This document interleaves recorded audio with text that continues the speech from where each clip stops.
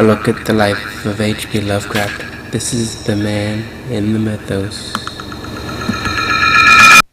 Today we are looking at letter 224 to Wilfred Blanche Tallman.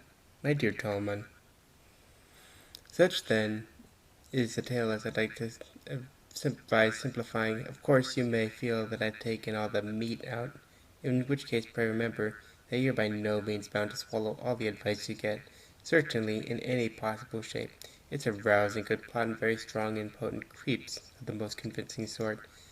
I should think it ought to go in 3,500 or 4,000 words as amended, and I believe that Weird Tales would be very glad to accept it for publication. By the way, I just received advance sheets of my He to appear in the issue after The Terrible Old Man. The artist has perpetuated a discouragingly stiff and wooden-looking pictorial heading. Glad you like the postcards. Here are some more recent finds. I can get you a whole set of splendid pot-toxic cards if you want them. For Chase's drugstore at the bridge handles all the best and quaintest scenes. My pedestrian explorations have been quite extensive lately, involving not only many scenes previously unvisited by me, but by several long stretches of familiar ground. Last Sunday I did Mount Pleasant, Davis Park, and Federal Hill, and was astonished by the great Italian churches. Sunday I hiked to Warren and rode back to the bus. Monday I visited Fort Independence at Fields Point, and followed Narragansett Boulevard to Pawtuxet.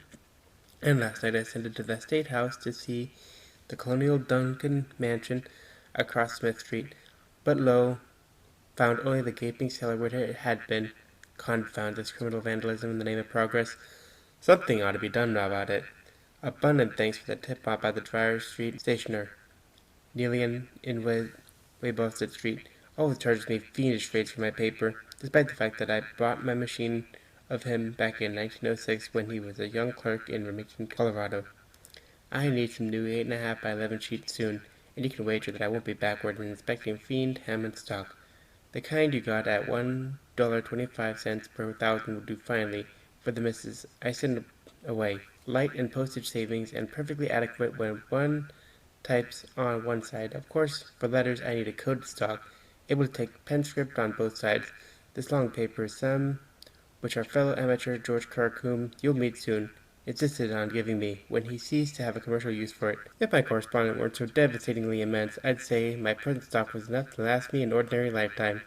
Your most observant, humble servant, HBL.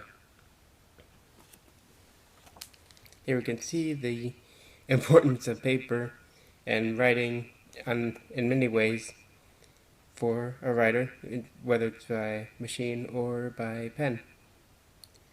Again, I'd like to thank Arkham House Publishing for allowing me to read and share these stories. You can find selected letters by H.P. Lovecraft at Arkham House.